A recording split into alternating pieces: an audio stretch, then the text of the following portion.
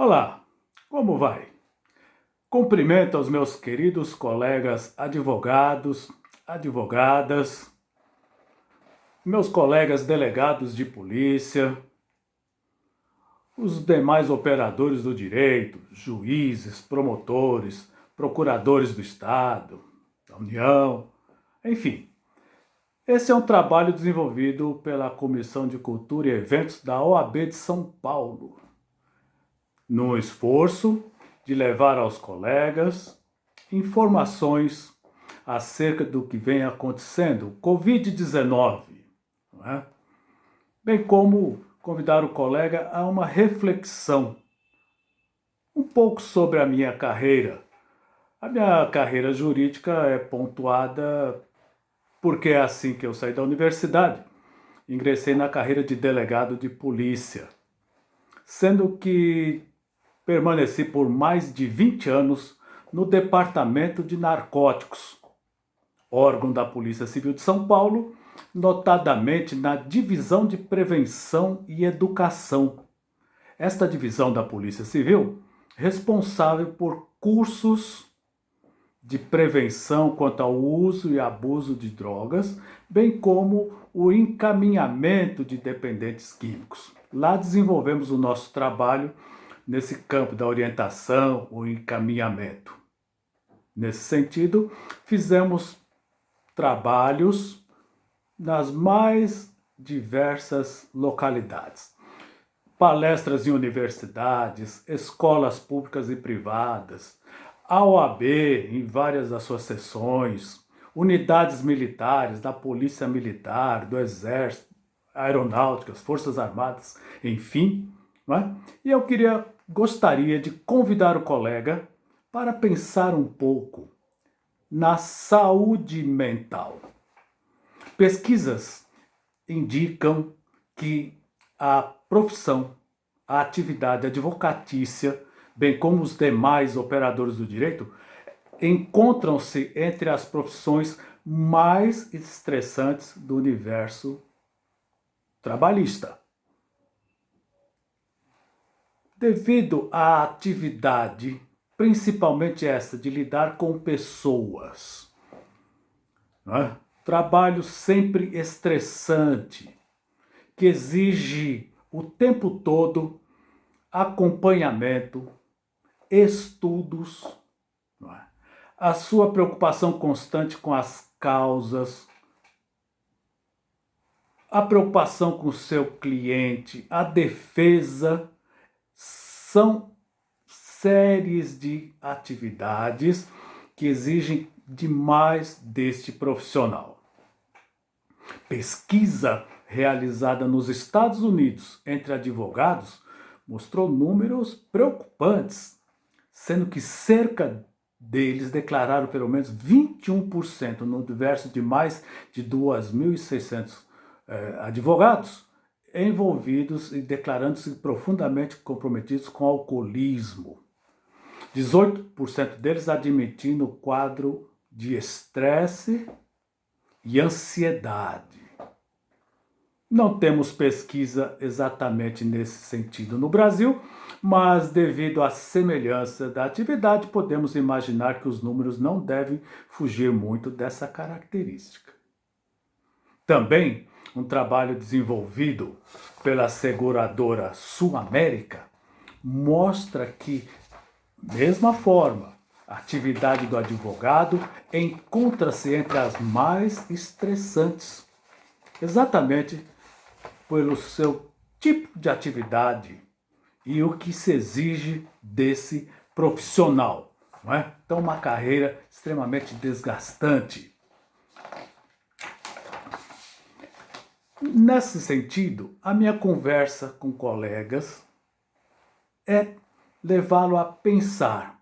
A Covid, ou o Covid-19, veio apenas a agravar ainda mais. Este profissional passou a ficar mais tempo dentro da sua casa, no chamado home office. Houve uma severa limitação quanto ao exercício da advocacia, seja nos fóruns, seja nas delegacias de polícia. o encontro com seus clientes, a atividade dentro de casa mudando a sua dinâmica, enfim, isso veio a agravar a saúde mental, elevando os quadros de irritação, ansiedade, colegas apontando a depressão em virtude, principalmente, da redução dos seus ganhos, a redução do seu patrimônio, uma série de preocupações que levam este profissional e aqui vem a nossa fala, a buscar em substâncias, sejam elas lícitas, por exemplo, os remédios, calmantes, estimulantes, o tabaco, o álcool, seja no uso, inclusive, de drogas ilícitas. É verdade. Infelizmente, temos colegas que fazem uso, por exemplo, da cocaína, pelo seu aspecto estimulante, a fim de vencer jornadas cansativas, viagens, horas estressantes. No engano. Outros buscando na maconha, alegando uso recreacional, todavia buscando o seu aspecto exatamente o contrário, de relaxamento, fugir um pouco da sua realidade. A nossa preocupação também se dá em razão do uso do álcool. Sim, a bebida alcoólica. Todas as pesquisas apontam que, em razão da Covid, houve significativo aumento no consumo de álcool. É verdade, os bares fechados, os restaurantes. Todavia, as pessoas adquirem pela internet ou, de alguma maneira, compram supermercados. Mas a constatação, ela existe. Pesquisa da Organização Mundial da Saúde indica que o Brasil possui da sua população cerca de 12,5% a 13% da população envolvida severamente com o uso de álcool. Nós temos aí nesse universo cerca de 25 milhões de habitantes. E pensando no nosso território, entre nós advogados e operadores do direito, podemos imaginar que alguns colegas passaram a fazer um uso, e mais que isso, um abuso do álcool, seja para enfrentar as suas adversidades, as suas ansiedades, esses quadros já descritos, seja na forma para relaxar. É verdade, o álcool é considerado um depressor do sistema nervoso central. Álcool não é estimulante. Então, alguns colegas pensam que o álcool é estimulante. É um mito. Alguns relatam, mas por que quando eu bebo pequenas doses eu fico mais falante, eu fico mais animado, extrovertido? Exatamente por isso. Porque o álcool, sendo um depressor do sistema nervoso central, em pequenas doses, ele atua exatamente sobre os sítios que controlam a inibição, o comportamento. Portanto, o efeito do álcool atuando sobre esses sítios no sistema nervoso central é exatamente a desinibição. Relaxar, sentir-se à vontade. É por isso que o álcool é servido principalmente nas festas e nas ocasiões sociais. Veja, por exemplo, quando você chega em alguma situação social, encontro com os amigos, normalmente as pessoas chegam e estão todas comportadas, até mesmo retraídas. E aí alguém começa a servir uma bebida, um vinho, um pouquinho de batida, um uísque, e você observa depois de algum tempo que os colegas agora já começam a conversar, contar piada, rir, sentirem-se mais à vontade, extrovertidos. O grande problema é que se não souber a hora de parar, esse depressor do sistema nervoso central vai passando para as fases seguintes, onde aí há o comprometimento do julgamento, o juízo, a crítica, respondendo inclusive pelos atos mais violentos, como nós advogados conhecemos, até mesmo chegando a atos extremos, o cometimento de crime. Não é? Então isso tem a ver com a Covid na medida exatamente em que tivemos modificação severa nesse diapasão todo. Falando ainda sobre o álcool, eu gostaria de chamar a atenção especial das queridas colegas advogadas e operadoras do direito. Sim, por quê? Porque o álcool é muito mais severo para vocês, mulheres, que para nós, homens. Tanto que dentro de um padrão aceitável, chamado de uso responsável, diz em pesquisas científicas que um homem pode, não é recomendado, mas poderia beber até 21 gramas de álcool por semana. Isso equivale a mais ou menos 2 latas de cerveja por dia. Uma taça de vinho, um pequeno cálice de 40 ml de destilado, geralmente uísque ou pinga. Quando nos referimos à mulher, máximo 14%. Olha só, não é? Por quê? Porque o álcool atua diferentemente no corpo da mulher. O corpo da mulher possui maior quantidade de gordura, volume de água, afinidade pelo álcool. A mulher ainda precisa pensar num instante considerado sublime, a maternidade.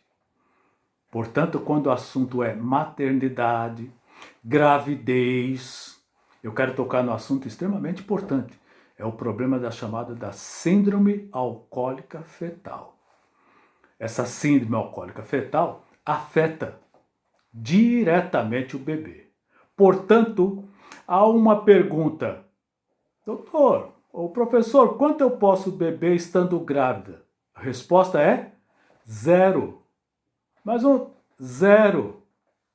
Estando grávida? 0.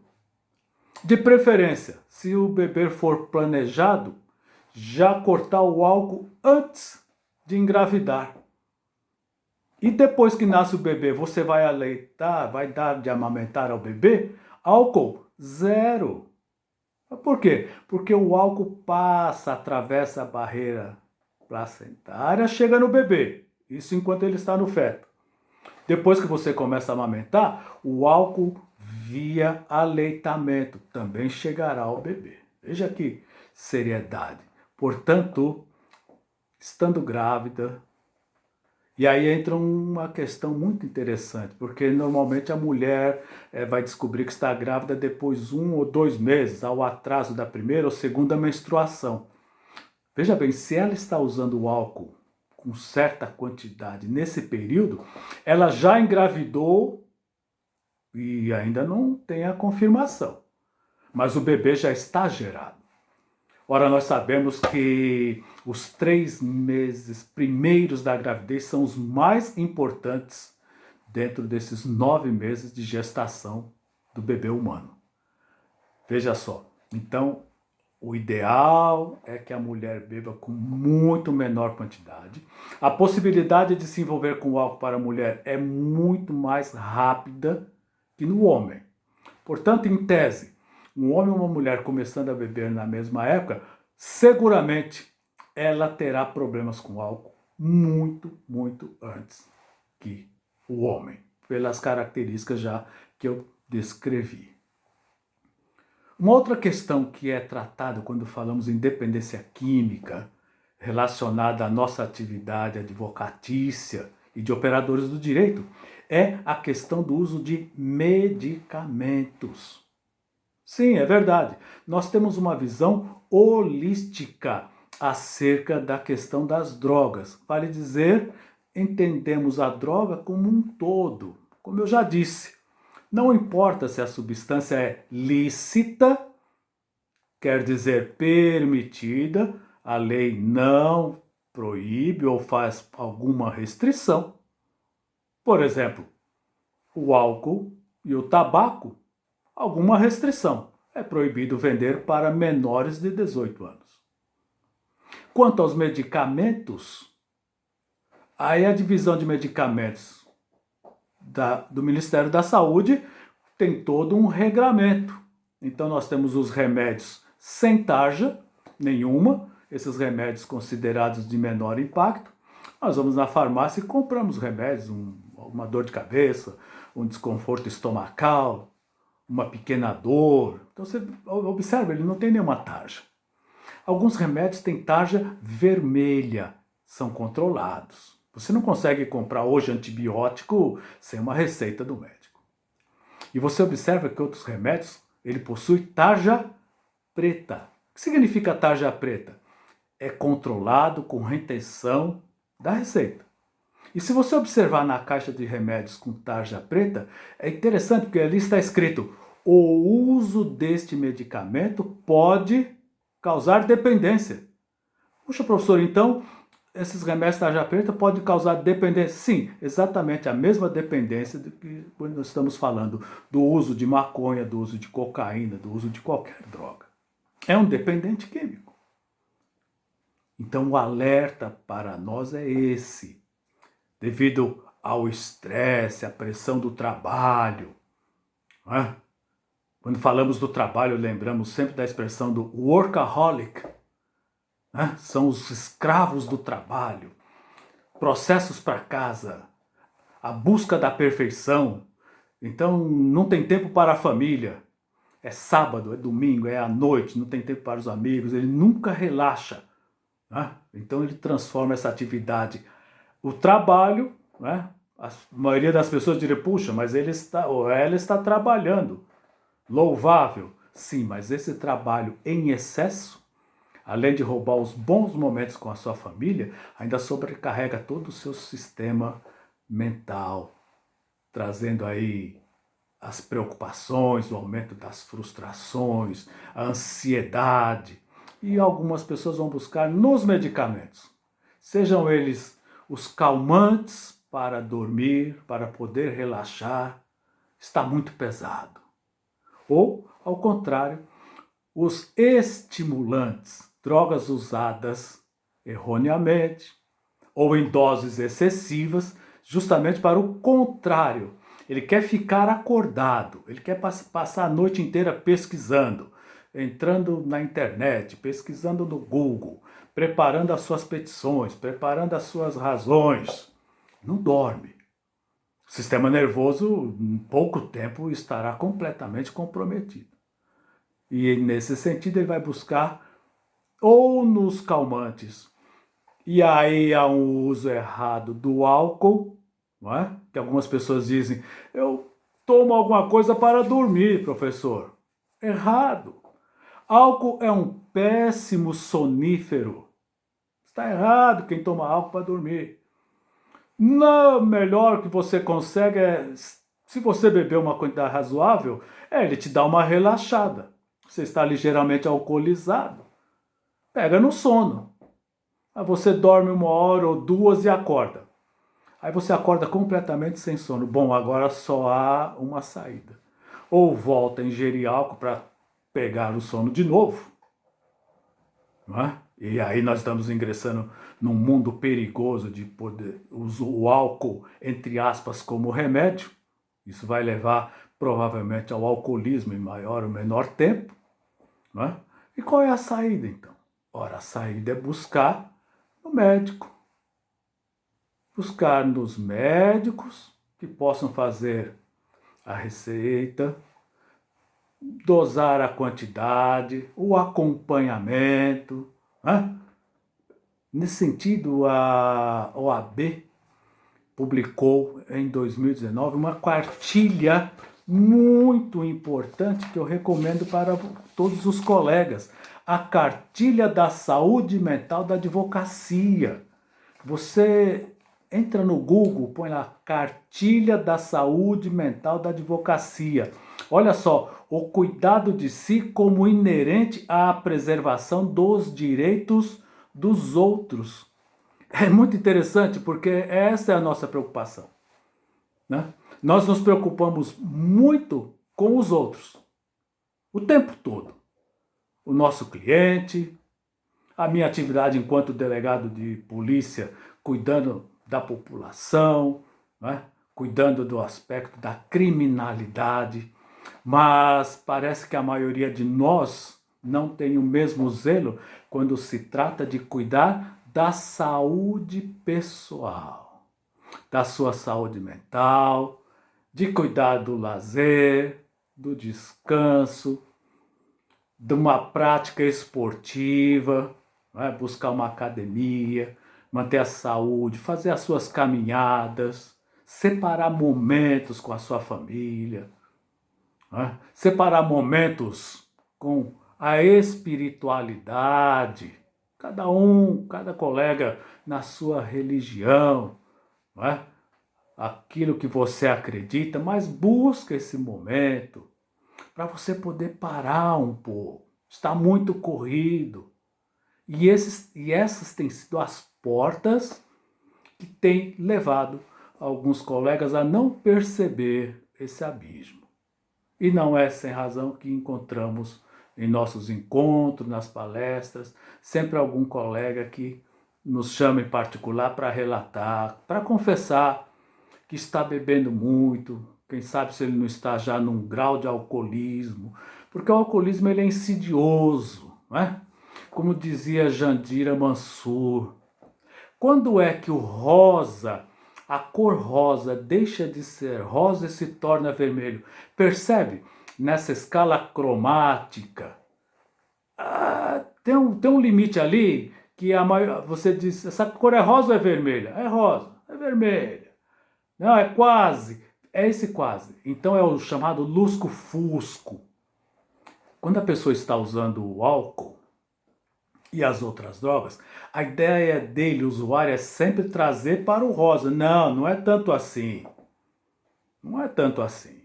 Mas os seus amigos, as pessoas com as quais você convive, a interpretação do próprio comportamento pode indicar que o colega sim já esteja num quadro de abusivo, que nós chamamos de alcoolismo. O alcoolismo, como função e como definido pela Organização Mundial da Saúde, quando esse uso começa já a comprometer a qualidade do trabalho, a convivência, quando você já começa a colocar a sua vida em risco, por exemplo, beber e dirigir.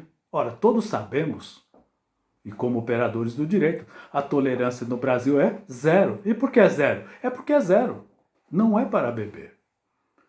Essa historinha, mas eu com 2 cervejas não estou bêbado. Eu sei que você não está bêbado.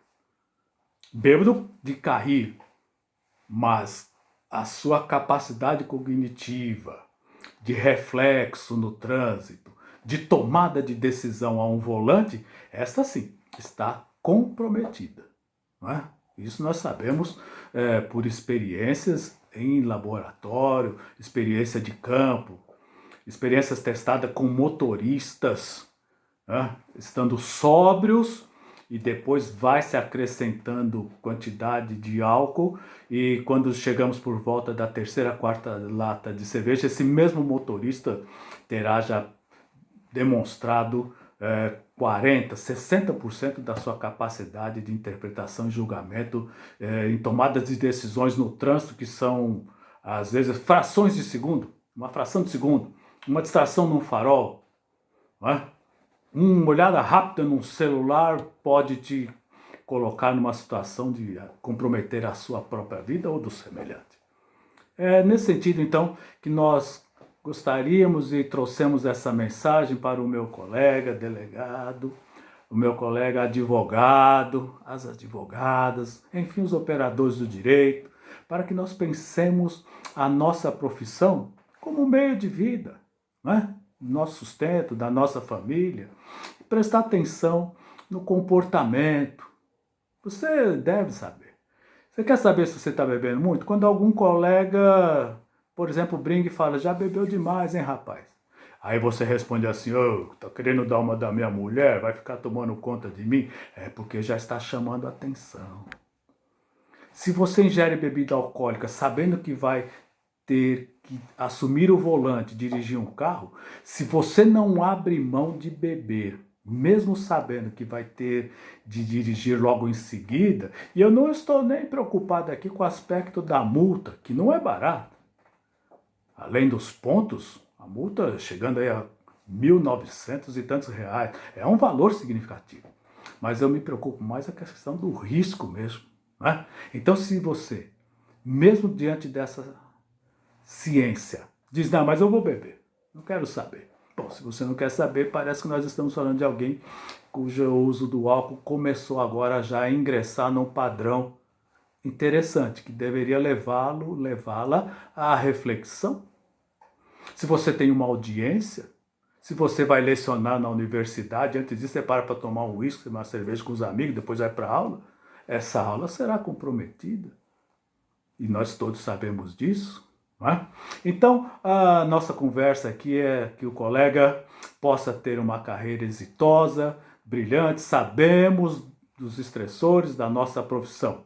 E precisamos, então, tomar as atitudes para que possamos ter uma qualidade de vida. Eu gosto muito de trabalhar com a noção de qualidade de vida, que vale dizer um culto que você pratica no cotidiano, dia a dia.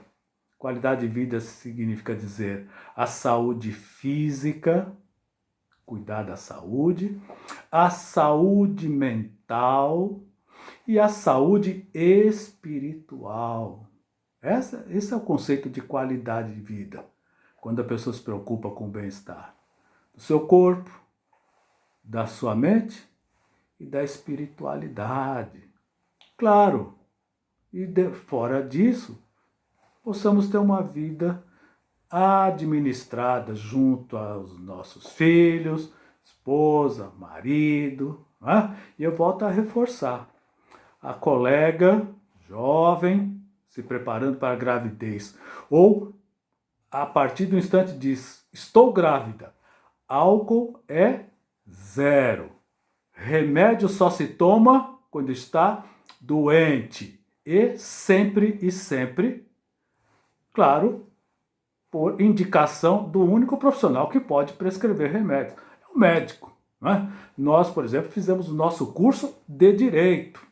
Então, quando algum colega vem nos perguntar, você sabe aí algum remédio que é bom para isso? Eu digo, não sei, colega. Inclusive o remédio que serve para mim não serve para você.